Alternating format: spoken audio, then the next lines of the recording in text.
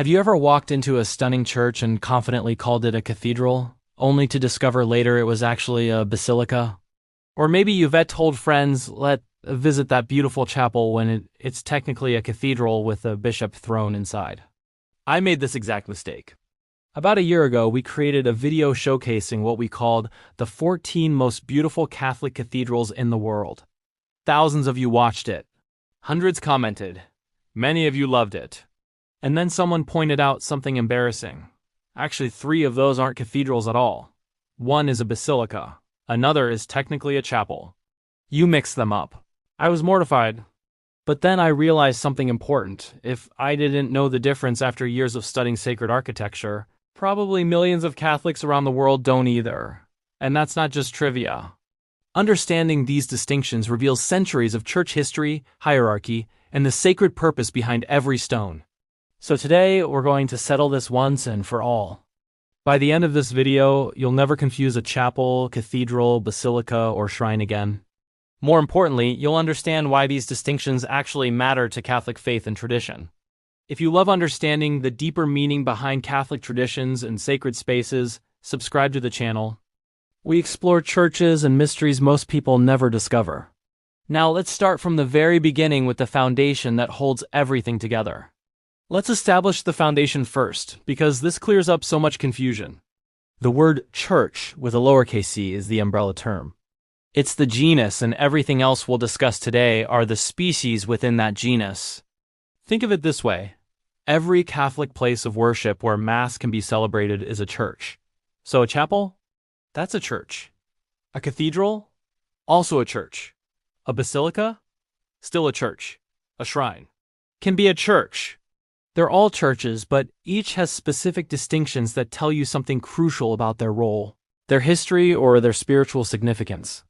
Here's the key insight most people miss. These terms aren't mutually exclusive. A single building can be a cathedral and a basilica and a shrine all at the same time. We'll give you a real example of this later that will blow your mind.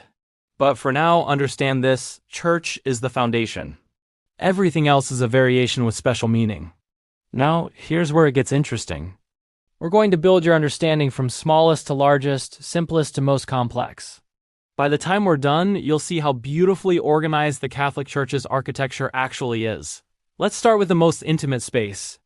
Imagine you're a medieval monk in 13th century France. You wake at 3 a.m. for vigils. The main cathedral is massive, echoing cold. You need somewhere smaller, more focused, more intimate for personal prayer before facing the day. That's why chapels exist. 3 defining characteristics. First, no permanent parish priest. The priest who celebrates Mass in a chapel typically serves a larger parish or institution. The chapel is secondary to his primary assignment. He might say Mass there twice a week, but he's not the chapel's dedicated pastor. That's a crucial distinction. Second, subsidiary purpose. Chapels are built to serve specific, focused needs. A hospital needs a quiet place where patients and families can pray during medical crises. A university needs worship space for students between classes. A cathedral needs side rooms for private prayer and small group worship. A prison needs a sacred space for inmates seeking redemption. Each chapel serves a particular community or moment, not the general Catholic population. Third, size is completely irrelevant. This shocks people. Some chapels are tiny, barely fitting 10 people in a hospital corridor. Others, like the Sistine Chapel, are enormous architectural masterpieces visited by millions. Size doesn't define a chapel. Purpose and function do. The word itself, chapel, comes from the Latin capella, meaning little cloak or cape. Why such a specific origin? Because the very first chapel was built in Tours, France, to house the cloak of Saint Martin of Tours, a sacred relic. When Martin encountered a freezing beggar, he cut his military cloak in half and gave part to the beggar. Later, Christians built a special room to preserve that cloak, and they called it a capella, the little cloak place. So from the very beginning, chapels were about preserving something precious in an intimate, focused space. That purpose has never changed. 5 chapels you absolutely need to know. First, the Sistine Chapel, Vatican City. The most famous chapel in the world isn't just Michelangelo's masterpiece. It's where the College of Cardinals gathers, completely cut off from the outside world, to elect each new pope. They lock the doors. No communication allowed. When white smoke finally rises from the chimney, the world knows a new pope has been chosen. That intimate, focused space serves one of Catholicism's most sacred functions. That's what makes it a chapel, not its beauty. Second Chapel of the Bones, Evora, Portugal. Step inside and every surface is lined with over 5,000 human skeletons. Skulls form arches. Femurs create columns. Above the entrance, an inscription stops you cold. Enes ossos que aqui estamos. Pelos vossos esperamos, which means we bones here await yours. It's a memento mori, a reminder of mortality. Built in the 16th century by Franciscan monks to make visitors confront mortality in an intimate way. The message is unavoidable in that small space. Third, Sainte-Chapelle, Paris, France. King Louis IX built this Gothic masterpiece for one purpose: to house what he believed was Christ's crown of thorns.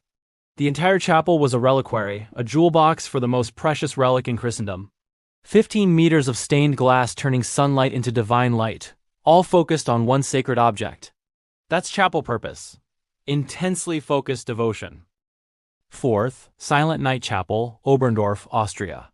On Christmas Eve 1880 in this tiny chapel, a guitar-playing priest named Joseph Moore and his friend Franz Gruber performed a new song they'd just written because the church organ was broken. That song was Still Not, Silent Night. The chapel burned down, but they rebuilt it as a memorial. 6 million people visit annually to stand where one of Christianity's most beloved hymns was born. Fifth, Chapel of the Holy Cross, Sedona, Arizona, USA. Built directly into red rock cliffs rising 200 feet above the desert floor. The chapel's massive windows frame the stunning landscape, making nature itself part of the worship experience. It's not affiliated with a parish. It's a space for private prayer and reflection, serving tourists and locals seeking God in the desert. Each of these serves a specific purpose beyond regular parish mass. That's the essence of chapel. Now let's level up to real ecclesiastical power. Now we enter the realm of authority and spiritual power. First, understand the diocese. The Catholic Church divides the entire world into territories called dioceses. These are spiritual kingdoms. Each diocese contains hundreds of parish churches, thousands of Catholics, schools, hospitals, charities, and one ruler: the bishop. Let's talk real numbers. The Archdiocese of New York? 2.8 million Catholics, 296 parishes, 1.3 million students in Catholic schools. The Archdiocese of São Paulo, Brazil? Over 5 million Catholics, the largest archdiocese in the entire world. The Archdiocese of Paris, 1.5 million Catholics across 106 parishes. These are massive territories of souls under one bishop's spiritual care, and every single bishop in the world needs a home base. A throne, a seat of authority from which he governs. That throne makes a cathedral. The word cathedral comes from the Latin cathedra, meaning a raised chair or throne. So technically, you could have a small, simple building, but if the bishop's official throne sits inside, it's a cathedral. And you could have the most magnificent, soaring church with gold, marble, and priceless art, but if there's no bishop's throne, it's not a cathedral. The throne is everything. Canon law, the official legal code of the Catholic Church, requires every bishop to have a physical cathedra, a throne in his cathedral. When a new bishop is installed, there is a formal ceremony called an installation where he sits in the cathedra for the first time. And that moment makes him the official bishop of that diocese. The throne represents his teaching authority, his jurisdiction, and his responsibility for every Catholic soul in that territory. A real-world example that confuses everyone. Let's use the Pope. Most people assume the Pope's cathedral is St. Peter's Basilica in Vatican City. It's the most famous church in the world. The Pope celebrates the biggest masses there. World leaders visit there. Wrong. The Pope's official title is Bishop of Rome. His cathedral is the Archbasilica of St. John Lateran in the city of Rome, outside Vatican City.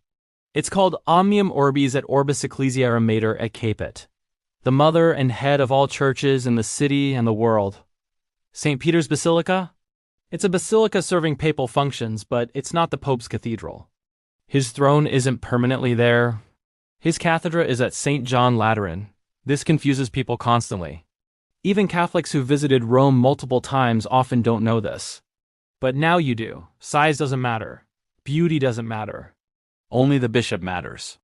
I've seen tourists call massive, breathtaking churches cathedrals simply because they're impressive. But unless a bishop is officially assigned there as his seat of authority, unless his throne physically sits inside that building, it's not a cathedral no matter how magnificent it looks. A cathedral can be small and simple. What matters is episcopal authority. The cathedral as Mother Church. Every Catholic in a diocese is spiritually connected to the cathedral. It's the Mother Church. When the bishop celebrates the Chrism Mass during Holy Week, creating the holy oils used across the entire diocese for the year, where does he do it? The cathedral. When the diocese ordains new priests, where does it happen? The cathedral. When major diocesan events occur, where do they gather? The cathedral. It's the spiritual center of Catholic life for that entire territory. 5 cathedrals that define architectural excellence. First, Cologne Cathedral, Germany. 157 meters tall. Construction began in 1248 and wasn't completed until 1880. That's 632 years. It survived World War II bombings that severely damaged 95% of Cologne. The cathedral stood while the city burned around it. Today, it's the most visited landmark in Germany with 6 million visitors annually. And it's the cathedral, the Archbishop of Cologne, serving 2 million Catholics. Second, Notre-Dame Cathedral, Paris, France, 850 years old. Survived the French Revolution when revolutionaries attempted to repurpose it. Survived World Wars I and II. Nearly lost to fire in April 2019, but is being meticulously restored. It remains the cathedral of the Archbishop of Paris, the seat from which he governs 1.5 million Parisian Catholics.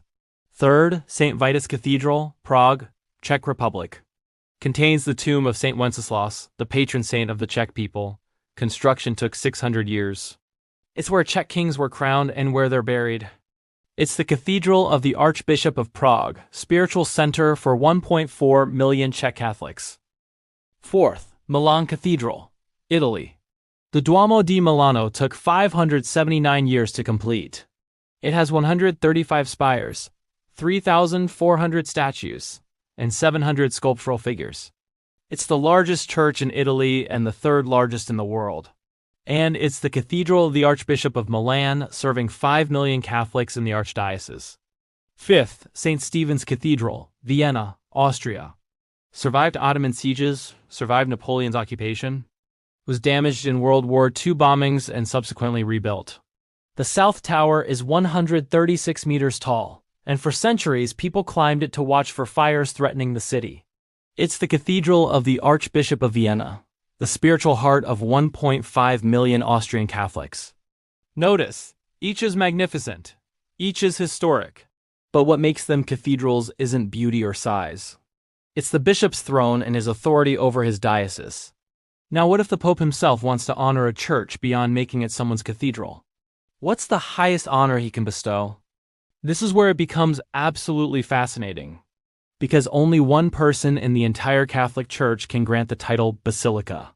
The Pope. And only the Pope. Nobody else has this authority. The Roman origin, rewind to ancient Rome, centuries before Christianity. A basilica was a large public building with high ceilings and 3 long aisles, used as courts, public meeting halls, and indoor markets. Impressive, functional, central to Roman civic life. Then came 313 AD. Emperor Constantine makes Christianity legal with the Edict of Milan.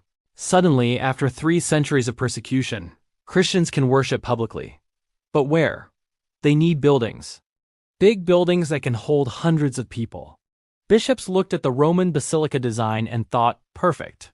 They adapted the architecture, placed an altar at one end, arranged seating down the aisles, added windows for light, and created what we now recognize as classic church architecture. But here's the crucial point. Not every church using that architectural style is a basilica with a capital B. That title became an honor, a distinction, a personal gift from the Pope himself. The 4 major basilicas. There are only 4 major basilicas in the entire world. All 4 are in Rome. These are untouchable in prestige. First, St. Peter's Basilica, built over the tomb where St. Peter was buried after his martyrdom. Second, Archbasilica of St. John Lateran, the Pope's Cathedral. Yes, it's both cathedral and basilica. Third, Basilica of St. Mary Major, the oldest Marian church in Rome, built in the 5th century. Fourth, Basilica of St. Paul outside the walls, built over the burial place of St. Paul. These four represent the absolute pinnacle of Catholic sacred architecture and spiritual significance. They're called major, not because of size, but because of their unparalleled historical and spiritual importance. Then come the minor basilicas. Now, minor doesn't mean small or unimportant. Don't let that word fool you. When the Pope wants to honor a church because of its extraordinary history, its architectural significance, the precious relics it contains, or its importance to the faithful worldwide, he can grant it the title Minor Basilica, the Basilica of Our Lady of Lourdes where millions pilgrimage annually for healing. Minor Basilica, St. Mark's Basilica in Venice with its stunning Byzantine architecture. Minor Basilica, Notre-Dame in Paris before the 2019 fire. Minor Basilica. Minor simply means not one of the four in Rome. It's still an incredible honor. The numbers will shock you. As of 2024, there are over 1,900 minor basilicas worldwide. Italy alone has 600 plus because of its historical connection to Rome and the papacy. Spain has 150 plus. France has 100 plus. Poland has 80 plus. The United States has 89. Latin America has over 250 across all countries. Every continent has them. Even small island nations have received this honor. How does a church become a basilica? It's not automatic. The local diocese must formally apply to the Vatican. They submit documentation proving the church's historical significance, architectural merit, spiritual importance, or the presence of major relics. The Vatican's Congregation for Divine Worship reviews the application. They examine everything: the church's history, its role in local Catholic life, its physical condition, whether it can handle increased pilgrim traffic. If approved, the Pope issues a formal decree. From that moment, the church is officially titled a basilica and receives special privileges. What are those privileges? Basilicas can display two very specific symbols. The umbrellino, a silk umbrella with alternating yellow and red stripes, the papal colors. It's never opened, always displayed closed, representing papal authority and protection. The tintinnabulum, a bell mounted on a pole, traditionally carried before the Pope in processions. These symbols tell everyone, the Pope has honored this place. Basilicas also receive special indulgences. Pilgrims who visit, pray, and receive the sacraments there can obtain plenary indulgences under certain conditions. This attracts millions of pilgrims annually to major basilicas. Additionally, when the Pope visits that region, he can celebrate Mass in the basilica. It becomes his temporary liturgical home. 5 basilicas that will take your breath away. First, Basilica of Our Lady of Guadalupe, Mexico City. The most visited Catholic pilgrimage site on earth.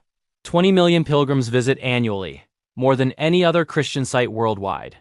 The miraculous image of Our Lady of Guadalupe on Juan Diego's tilma has been scientifically examined and cannot be explained by natural means. Minor Basilica, granted by Pope Pius XII in 1931. Second, Basilica of Our Lady of the Immaculate Conception, Lourdes, France. Built at the site where the Virgin Mary appeared 18 times to Bernadette Soubirous in 1858, the spring that burst forth during the apparitions has been credited with thousands of medically documented healings. 6 million pilgrims visit annually, many desperately ill, seeking healing. Minor Basilica since 1876. Third, St. Mark's Basilica, Venice, Italy. Stunning Byzantine architecture covered in golden mosaics. Built to house the relics of St. Mark the Evangelist, brought from Alexandria in 828 AD for centuries. It was the private chapel of the Venetian Doge before becoming a public cathedral. Minor Basilica since 1807. Fourth, Basilica of the Sacred Heart, Montmartre, Paris. Built after France's defeat in the Franco-Prussian War as an act of penance. White stone visible across all of Paris. Over 10 million visitors annually make it the second most visited church in Paris after Notre-Dame. Minor Basilica since 1919. Fifth, Cathedral Basilica of St. Louis, Missouri, USA, contains the largest mosaic collection in the world. 83,000 square feet of mosaics covering nearly every surface. Took 76 years to complete. Notice the title? Cathedral Basilica. It's both the cathedral of the Archbishop of St. Louis and a papal-honored basilica. A church can hold both titles simultaneously. Minor basilica since 1997. Here's the key insight. A church can be multiple things at once. St. John Lateran is a major basilica and the Pope's cathedral. The Cathedral Basilica of St. Louis is both bishop's seat and papal honor. The titles aren't mutually exclusive. They layer upon each other, each adding meaning. Now let's talk about the most flexible category of all. Here's where everything changes completely. Chapels have strict criteria. Cathedrals require a bishop's throne. Basilicas need papal approval. Shrines? A shrine can be almost anything sacred. The simplest definition. A shrine is any place made sacred by association with a holy person, a sacred relic, or a divine event. That's it. The statue of Mary in your grandmother's backyard garden, technically a shrine if it's a place of prayer. The small roadside cross where a Catholic passed away and locals come to pray. Shrine. The replica Lourdes grotto behind your parish church. Shrine. The birthplace of a saint. Shrine, where a miracle occurred. Shrine, where Mary appeared, absolutely a shrine. But there are levels of recognition. Level 1. Personal shrines. Any Catholic can create these. A home altar with saint statues and candles. A prayer corner. A garden statue. Your personal devotion makes it sacred to you. Level 2. Parish shrines.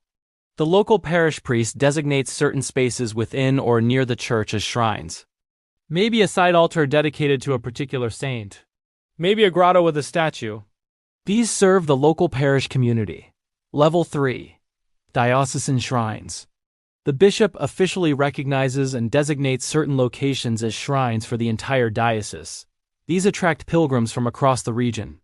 Level 4. National shrines. The National Conference of Bishops designates these as representing the Catholic identity of an entire nation. The Basilica of the National Shrine of the Immaculate Conception in Washington, D.C. is America's national shrine. Level 5. International shrines. The Vatican recognizes these as significant to Catholics worldwide. Lourdes, Fatima, Guadalupe, millions of pilgrims from every nation visit these annually. Why do shrines exist? Because Catholics believe in thin spaces, places where the veil between heaven and earth is thinner, where God has revealed himself, where Mary has appeared, where miracles have occurred, where saints lived, prayed, or were martyred. When you visit a shrine, you're not just seeing a building or a statue. You're standing where heaven touched earth, where the supernatural broke into the natural world, where God made himself known in a tangible way. So let's bring this full circle with a real example that tests everything you've learned. Imagine you're visiting the Sagrada Familia in Barcelona. What is it exactly? Well, it's definitely a church, a place of Catholic worship where Mass is celebrated. It's not a chapel, it has its own permanent parish priest and serves a congregation. It's not a cathedral. The Archbishop of Barcelona's seat is at the Cathedral of the Holy Cross and St. Eulalia elsewhere in the city. It is a minor basilica. Pope Benedict XVI granted this honor in 2010 when he consecrated the building. And it contains multiple shrines, side altars, and chapels dedicated to various saints. See how the terms work together? One building, multiple accurate descriptions, each revealing something different about its role. Here's what I want you to remember. Chapel, subsidiary worship space serving a specific community or purpose, with no permanent parish priest assigned. Cathedral, the official church where a bishop's throne sits, making it the mother church and spiritual center of the entire diocese. Basilica, a papal honor granted only by the Pope for historical, architectural, or spiritual significance, marked by the ombrellino and tintinnabulum. Shrine, any place made sacred by association with a holy person, relic, or divine event, attracting pilgrims seeking connection to heaven. You'll never confuse them again.